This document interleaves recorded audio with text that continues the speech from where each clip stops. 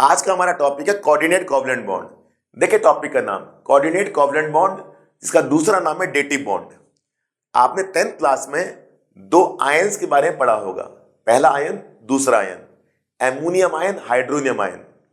इन दोनों आयन की जो फॉर्मेशन होती है वो कोऑर्डिनेट कोवलेंट बॉन्ड से होती है। इससे पहले कि मैं आपको दोनों आयन की फॉर्मेशन पढ़ाऊं, सबसे पहले हम 10th क्लास का बेसिक पढ़ लेते हैं। 10th क्लास में आपने हाइड्रोजन मॉलिक्यूल के बारे में पढ़ा होगा। दो हाइड्रोजन एटम के बीच में सिंगल बॉन्ड होता है और सिंगल बॉन्ड में दो इलेक्ट्रॉन की शेयरिंग होती है। एक इलेक्ट्रॉन इस H ने दिया, एक इलेक्ट्रॉन इस H ने दिया। इस बॉन्ड को बनाने में दोनों हाइड्रोजन एटम का बराबर का कंट्रीब्यूशन है। इस सिंगल बॉन्ड के इलेक्ट्रॉन को हम क्या बोलेंगे? बॉन्ड पेयर ऑफ इलेक्ट्रॉन, या फिर कहेंगे shared pair of electron. Simple सी बात। तो हमारे पास आ गया बॉन्ड पेयर ऑफ इलेक्ट्रॉन या फिर शेयर्ड पेयर ऑफ इलेक्ट्रॉन। नीचे हमारे पास एग्जांपल है NH3 का। NH3 में जो नाइट्रोजन है वो सेंट्रल एटम है। नाइट्रोजन का एटॉमिक नंबर कितना होता है? 7। आउटर मोस्ट इलेक्ट्रॉन कितने होते? 5। 5 में से एक इलेक्ट्रॉन, दूसरा इलेक्ट्रॉन, तीसरा इलेक्ट्रॉन, 3 इलेक्ट्रॉन ने बॉन्ड पेयर बना दिया। कितना सिंपल है, 1 2 3 1 2 3। 5 में से 3 इलेक्ट्रॉन ने बॉन्ड पेयर बना दिया और 2 इलेक्ट्रॉन बच गए। ये 2 इलेक्ट्रॉन बच गए। इन 2 इलेक्ट्रॉन को हम क्या बोलते हैं? Lone pair of electron. या तो हम कहेंगे लोन पेयर ऑफ इलेक्ट्रॉन या फिर कहेंगे अनशेयर्ड पेयर ऑफ इलेक्ट्रॉन। मतलब इन 2 इलेक्ट्रॉन की बॉन्डिंग नहीं हुई है, ऐसा मान के चलो इन 2 इलेक्ट्रॉन की शादी नहीं हुई है। लोनली है बेचारे, लोनली, अकेले हैं, तब नाम पड़ गया लोन पेयर ऑफ इलेक्ट्रॉन। तो हमने क्या सीखा? Bond pair of electron, lone pair of electron. Bond pair of electron का दूसरा नाम है shared pair of electron. Lone pair of electron का दूसरा नाम है अनशेयर्ड पेयर ऑफ इलेक्ट्रॉन। इतना आपने सीख लिया, बेसिक बात। अब हाइड्रोजन की बात हो रही है। हाइड्रोजन का एटॉमिक नंबर 1 होता है, एक इलेक्ट्रॉन होता है। अगर H के पास प्लस चार्ज आ जाए, इसका मतलब है उसने एक इलेक्ट्रॉन को लॉस कर दिया, भगा दिया। अब बताइए, H के पास एक इलेक्ट्रॉन, H प्लस के पास 0 इलेक्ट्रॉन। अब इस H प्लस को स्टेबल होना है। स्टेबल होने के लिए 2 इलेक्ट्रॉन का इंतजार करेगा, कोई से 2 इलेक्ट्रॉन दे दे। कहानी को आप समझ पा रहे होंगे। अब देखिए एमोनियम आयन की फॉर्मेशन। ये आपके पास एमोनिया है, नाइट्रोजन के पास 2 इलेक्ट्रॉन है, लोन पेयर ऑफ इलेक्ट्रॉन है। 2 इलेक्ट्रॉन से बनता है एक लोन पेयर, सिंपल सी बात। H प्लस के पास 0 इलेक्ट्रॉन है, आप तस्वीर देख पा रहे होंगे। इस H प्लस को स्टेबल होने के लिए 2 इलेक्ट्रॉन चाहिए। कहां से आएंगे वो 2 इलेक्ट्रॉन? यहां से आएंगे। ये दोनों के दोनों इलेक्ट्रॉन इसको शेयर हो जाएंगे, दोनों इलेक्ट्रॉन इसको शेयर हो जाएंगे, ये शेयर हो जाएंगे। हम इस एरो का इस्तेमाल करेंगे। नई बुक में ये एरो इस्तेमाल नहीं होता, लेकिन अगर ये एरो आप इस्तेमाल करें तो कंसेप्ट आपको ज्यादा अच्छे से समझ आता है। तो ये 2 इलेक्ट्रॉन इसको शेयर हो गए, खुश हो गया वो और बन गया NH4+। कितना आसान है।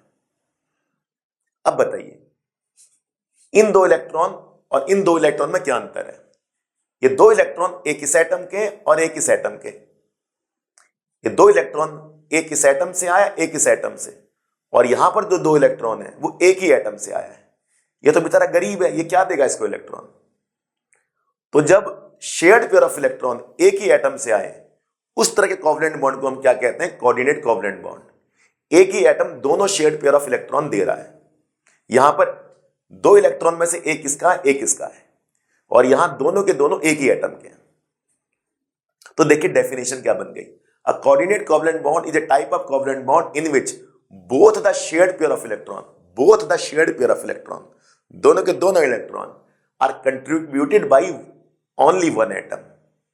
एक ही एटम से दोनों shared pair of electron share हो जाएंगे। ऐसी शेयरिंग को हम क्या बोलते हैं? कोऑर्डिनेट कोवलेंट बॉन्ड, या फिर कहते हैं डेटिव बॉन्ड। सिंपल सी बात हो गई, आपको समझ आ गया होगा। अगला एमोनियम आयन के बाद अब हाइड्रोनियम आयन। हाइड्रोनियम आयन क्या होता है? वाटर जब H प्लस से रिएक्ट कर जाता है तो बनता है hydronium ion. Acid base salt chapter में आपने पढ़ा होगा 10th क्लास में। अब बताइए H प्लस के बाद 0 इलेक्ट्रॉन। ऑक्सीजन का एटॉमिक नंबर कितना होता है? 8। आउटर मोस्ट में कितने इलेक्ट्रॉन? 6। कितना इंटरेस्टिंग है। 6 में से एक इलेक्ट्रॉन H को मिल गया, एक इलेक्ट्रॉन इस H को मिल गया, 2 इलेक्ट्रॉन की शेयरिंग हो गई। बचे कितने? 4 इलेक्ट्रॉन यहां पर आ गए। पहला लोन पेयर, दूसरा लोन पेयर, तो 2 लोन पेयर है ऑक्सीजन के पास। नाइट्रोजन के पास 1 लोन पेयर है, ऑक्सीजन के पास 2 लोन पेयर है। सिंपल बात, H के पास इलेक्ट्रॉन 0। तो बताइए इस H को स्टेबल होने के लिए क्या चाहिए? 1 लोन पेयर चाहिए बस। कोई भी 1 लोन पेयर इसको दे दो, बन गया H3O+। कितना आसान है। इस तरह से बच्चों एमोनियम आयन बन गया, हाइड्रोजन आयन बन गया। दोनों के दोनों इलेक्ट्रॉन एक ही एटम से आए हैं, और यहां पर 2 इलेक्ट्रॉन एक इस एटम का, एक इस एटम का है। दो इस बॉन्ड को बनाने में दोनों एटम का बराबर कंट्रीब्यूशन है। इस बॉन्ड को बनाने में केवल एक एटम का कंट्रीब्यूशन है, दूसरा तो बेचारा गरीब है, वो क्या देगा उसको इलेक्ट्रॉन? सिंपल सी बात। तो ये भी कोवलेंट बॉन्ड है, ये भी कोवलेंट बॉन्ड है। इस कोऑर्डिनेट कोवलेंट बॉन्ड को हम इस एरो से दिखाते हैं। नई बुक में सिंपल एरो, सिंपल बॉन्ड से दिखाया गया है। आपकी मर्जी, आप ऐसे दिखाएं या फिर ऐसे दिखाएं, एक ही बात है। अब तीसरा एग्जांपल आपके सामने, बहुत इंटरेस्टिंग एग्जांपल है। अब बताइए, बोरोन का एटम नंबर 5, आउटर मोस्ट में कितने इलेक्ट्रॉन? 3। अब बताइए, एक इलेक्ट्रॉन, एक इलेक्ट्रॉन, एक इलेक्ट्रॉन, तीनों इलेक्ट्रॉन इस्तेमाल हो गए। टोटल इलेक्ट्रॉन बताइए बोरोन के पास कितने हैं? सिंगल बॉन्ड में 2 इलेक्ट्रॉन की शेयरिंग होती है, 2 इलेक्ट्रॉन की शेयरिंग होती है, 2 इलेक्ट्रॉन की शेयरिंग होती है। एक इलेक्ट्रॉन यहां से, एक इलेक्ट्रॉन यहां से, एक इलेक्ट्रॉन यहां से, एक इलेक्ट्रॉन यहां से, एक यहां से, एक यहां से। तो बताइए टोटल कितने इलेक्ट्रॉन हो गए बोरोन के पास? 2, 2 4, 2 6। सिंगल बॉन्ड में 2 इलेक्ट्रॉन की शेयरिंग होती है, तो 2 इलेक्ट्रॉन इधर, 2 इलेक्ट्रॉन इधर और 2 इलेक्ट्रॉन इधर। बोरोन के पास टोटल इलेक्ट्रॉन हो गए 6। स्टेबल होने के लिए कितने चाहिए? 8। ये बेचारा गरीब हो गया, इसको स्टेबल होने के लिए 8 चाहिए, इसके बाद इलेक्ट्रॉन कितने? 6 है। अब क्या होगा बताइए? अब ये नाइट्रोजन के पास लोन पेयर है, ये लोन पेयर से कोऑर्डिनेट बॉन्ड बन जाएगा। अब बताइए 2 4 6 और यहां से 2 8 हो गए। इस तरह से बच्चों ये दोनों के बीच में कॉम्बिनेशन हो गया, NH3 versus BF3। Special case है, स्पेशल केस है बच्चों। कौन सा? NH3 और BF3। ये देखिए NH3, ये NH3 देखिए, लोन पेयर ऑफ इलेक्ट्रॉन, और ये देखिए आपका BF3, ये देखिए BF3। इसके बाद इलेक्ट्रॉन कितने? 6, 2 4 6, और यहां लोन पेयर है, ये कोऑर्डिनेट बॉन्ड बन जाएगा। अब ये हैप्पी हो गया, वो तो ऑलरेडी हैप्पी था। इसकी बाइक की पिच वाली सीट खाली है, इसने बोला आजा मेरी गाड़ी में बैठ जा। सिंपल सी स्टोरी। इस तरह से बच्चों बन गया कोऑर्डिनेट कोवलेंट बॉन्ड। तो 3 एग्जांपल मैंने आपको दिए, एमोनियम आयन, हाइड्रोजन आयन और तीसरा NH3 और BF3 के बीच में बनने वाला कोऑर्डिनेट बॉन्ड। ढेर सारे एग्जांपल और दे रहे हैं हम कोऑर्डिनेट कोवलेंट बॉन्ड के। उम्मीद कर रहा हूं डेफिनेशन समझ आई, एग्जांपल भी आपको समझ आया। आपके सामने कोऑर्डिनेट कोवलेंट बॉन्ड के कुछ एग्जांपल्स हैं। Example number 1, ozone molecule O3। अब जरा ध्यान से देखिए, हमने 3 ऑक्सीजन को ऐसे अरेंज कर लिया। अब इन 2 ऑक्सीजन के बीच में डबल बॉन्ड आ जाएगा। देखिए डबल बॉन्ड से क्या हुआ? ऑक्सीजन के आउटर मोस्ट इलेक्ट्रॉन 6, 1 2 3 4 5 6, और यहां से 2 इलेक्ट्रॉन की शेयरिंग हो गई, तो ऑक्सीजन के 8 इलेक्ट्रॉन कंप्लीट हो गए, ऑक्टेट पूरा हो गया। इस एटम का भी ऑक्टेट पूरा, इस एटम का भी ऑक्टेट पूरा। दोनों ऑक्सीजन हैप्पी हो गए, पेट भर गया उनका। अब कह रहे हैं हमें कोई बॉन्डिंग नहीं करनी, 8 इलेक्ट्रॉन हो गए। लेकिन तीसरा ऑक्सीजन इंतजार में कि भैया उसको भी तो 8 होना है। इन लोगों ने कहा हमारा काम पूरा, हमारा पेट भर गया। अब क्या होगा? इसका ऑक्टेट कैसे पूरा होगा? ये देखिए, इस ऑक्सीजन में 2 लोन पेयर है, एक इधर एक इधर। किसी एक लोन पेयर का यूज करेंगे और कोऑर्डिनेट बॉन्ड बना देंगे। यहां से बन गया कोऑर्डिनेट बॉन्ड। ये देखिए, ये कोऑर्डिनेट बॉन्ड बन गया। इस ऑक्सीजन से इस ऑक्सीजन को कोई इलेक्ट्रॉन शेयर नहीं हुआ, दोनों के दोनों इलेक्ट्रॉन इसी ऑक्सीजन से शेयर हुए। इस तरह से बच्चों O3 बन गया आपका। अगर मान लो यहां भी डबल बॉन्ड आ जाता तो क्या होता? अब देखिए 1 2 3 4 5 6 7 8 9 10 इलेक्ट्रॉन हो जाते हैं, और 10 इलेक्ट्रॉन ऑक्टेट को एक्सीड कर जाता, ऑक्टेट रूल को वायलेट कर जाता। ये देखिए जरा, तो इस ऑक्सीजन के 10 इलेक्ट्रॉन हो गए। अब यहां पर इस ऑक्सीजन के 8 इलेक्ट्रॉन है, 1 2 3 4 5 6 7 8। यहां से कोई इलेक्ट्रॉन शेयर नहीं हुआ। डबल बॉन्ड में तो यहां से भी इलेक्ट्रॉन शेयर हो जाएगा। इसलिए बच्चों O3 का स्ट्रक्चर ऐसा होता है, एक डबल बॉन्ड एक कोऑर्डिनेट बॉन्ड, मोस्ट इंपॉर्टेंट। अब जितने आउटर मोस्ट इलेक्ट्रॉन O के पास हैं उतने ही आउटर मोस्ट इलेक्ट्रॉन सल्फर के पास भी हैं, 6 इलेक्ट्रॉन। अगर मैं O को हटा दूं, S को लगा दूं, तो वही स्ट्रक्चर SO2 को भी बन जाएगा। तो OS दोनों के आउटर मोस्ट इलेक्ट्रॉन सेम, दोनों एक ही खानदान के। O को हटाओ, यहां से S को लगा दो, तो SO2 बन गया। अगर मैं इस लोन पेयर का भी इस्तेमाल कर दूं, इस लोन पेयर का इस्तेमाल कर दूं, तो SO3 बन जाएगा। देखिए, तो SO3 में 2 कोऑर्डिनेट बॉन्ड आ जाएंगे और एक डबल बॉन्ड आ जाएगा, सल्फर डाइऑक्साइड सल्फर ट्राइऑक्साइड। कितना सिंपल है। चौथा एग्जांपल NO3 माइनस, नाइट्रेट कहा जाता है इसे, सबने पढ़ा होगा इसे, नाइट्रेट। अब बताइए, N के आउटर मोस्ट इलेक्ट्रॉन 5 होते हैं, तो 5 इलेक्ट्रॉन N के आउटर मोस्ट में होते हैं, तो मैंने थोड़ा सा एक इलेक्ट्रॉन एक्स्ट्रा लगा दिया, वो मैं सही कर देता हूं। ये देखिए, ये देखिए। अब बताइए, बाहर 5 इलेक्ट्रॉन, 2 2 4 और 1 5, क्रॉस कर दूं इसे, क्रॉस कर दिया। देखिए 5 इलेक्ट्रॉन हो गया। N के बाहर 5 इलेक्ट्रॉन, एक नेगेटिव चार्ज है, तो मैंने किसी एक एटम पर माइनस लगा दिया, बाकी 2 पर माइनस नहीं लगाए, एक ही माइनस है। अगर 2 माइनस होते तो 2 O पर माइनस लगाता, यहां भी लगाता यहां भी लगाता। देखिए वो वाले एग्जांपल में 2 माइनस है, तो वहां पर 2 जगह माइनस लगाया, इधर भी एक ही माइनस है, तो एक O पर माइनस लगा दिया। माइनस का मतलब एक इलेक्ट्रॉन एक्स्ट्रा, तो O के बाहर कितने इलेक्ट्रॉन होते हैं? 6। यहां पर O के बाहर 7 इलेक्ट्रॉन हो गए। कैसे? 2 2 4 5 6, जिसने शेयरिंग की, और माइनस चार्ज मतलब एक और इलेक्ट्रॉन, 7 इलेक्ट्रॉन हो गए। अब क्योंकि 7 इलेक्ट्रॉन हो गए, सिंगल बॉन्ड से काम चल जाएगा। अब देखिए 1 2 3 4 5 6 माइनस हो गया, 7 यहां पर है, 8th इस नाइट्रोजन से आ जाएगा, इस O का ऑक्टेट पूरा हो गया। तो सबसे पहले माइनस वाले का पूरा कर दो। अब बताइए, अब नाइट्रोजन के कितने इलेक्ट्रॉन हो गए? 2 4 5, वो तो बाहर होते ही है उसके, एक इलेक्ट्रॉन यहां से शेयर हो गया, तो इस N के 6 इलेक्ट्रॉन हो गए, 1 2 3 4 5 6। अब अगर O के साथ डबल बॉन्ड बना दे ये नाइट्रोजन, तो 8 इलेक्ट्रॉन हो जाएंगे, 1 2 3 4 5 6 2 4 5 6 7 8। इस तरह से बच्चों 7 8, देखिए 1 2 3 4 5 6 7 8, 8 इलेक्ट्रॉन पूरे हो गए। काउंट कर लीजिए, 2 3 4 5 6 7 8। इस O के भी 8 हो गए पूरे, उसने डबल बॉन्ड फॉर्म कर दिया। माइनस तो है नहीं, माइनस तो यहां था, तो यहां डबल बॉन्ड बनाना पड़ा, यहां पर सिंगल बॉन्ड से काम चल गया, क्योंकि एक इलेक्ट्रॉन एक्स्ट्रा आ चुका है। अब इस N के 8 पूरे हो गए, तो ये वाला क्या करेगा भाई? इसका कैसे पूरा होगा बेड़ा पार? इसका कैसे ऑक्टेट पूरा होगा? सिंपल, कोऑर्डिनेट बॉन्ड कर दो यहां से। ये 2 इलेक्ट्रॉन का लोन पेयर बन गया, ये कोऑर्डिनेट बॉन्ड।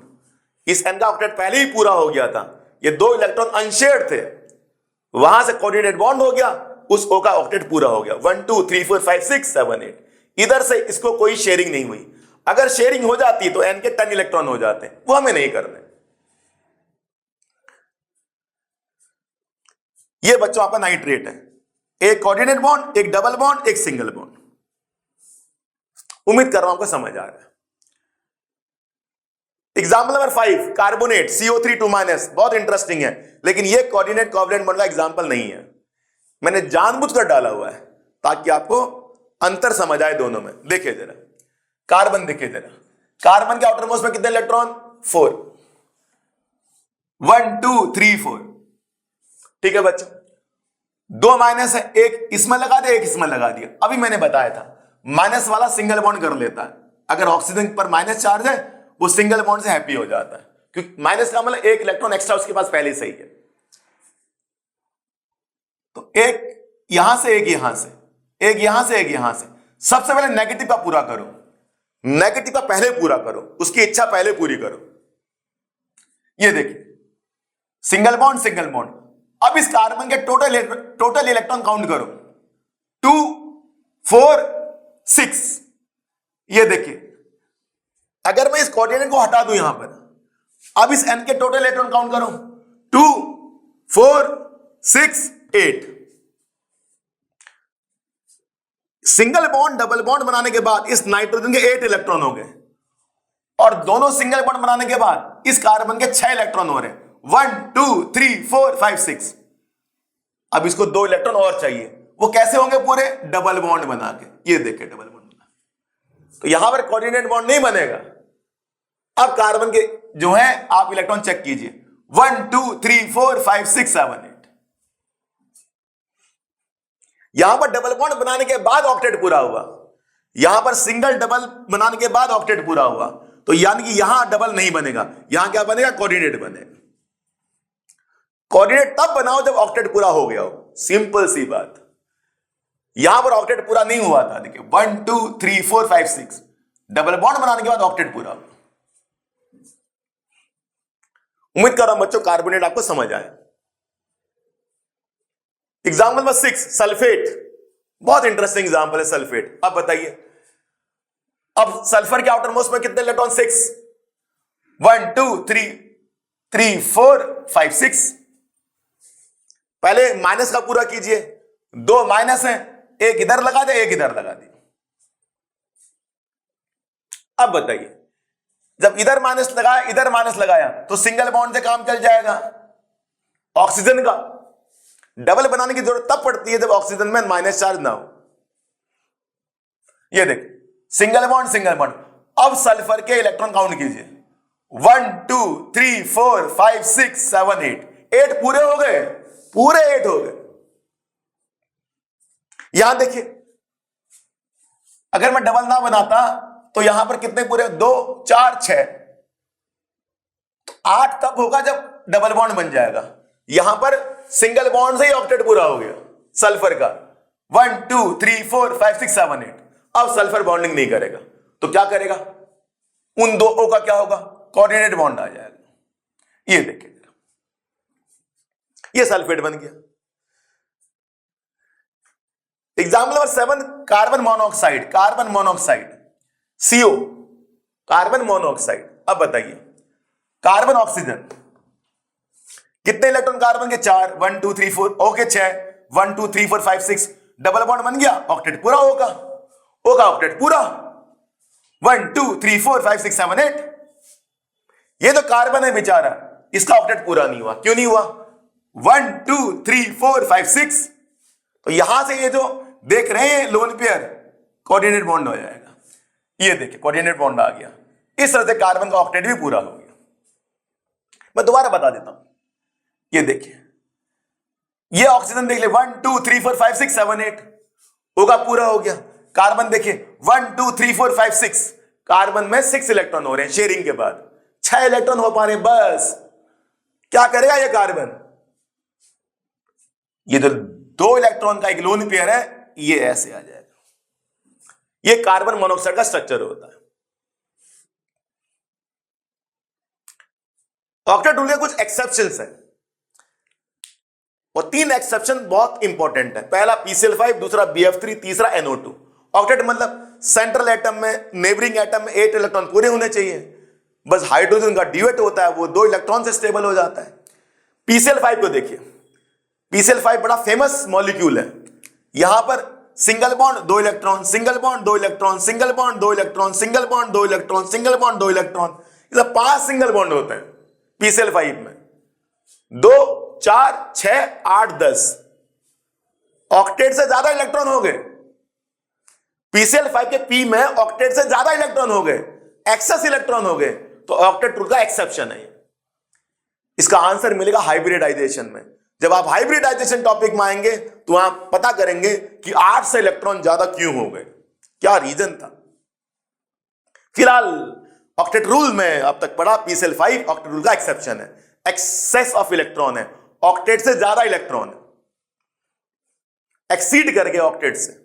BF3 देखिए, 3 सिंगल बॉन्ड है, 2 2 4, अभी हमने पढ़ा था इसके बारे में, 6 इलेक्ट्रॉन है, ऑक्टेट से कम इलेक्ट्रॉन है, तो ये डेफिशिएंट ऑक्टेट हो गया, डेफिशिएंट ऑक्टेट। ये एक्सेस ऑक्टेट हो गया।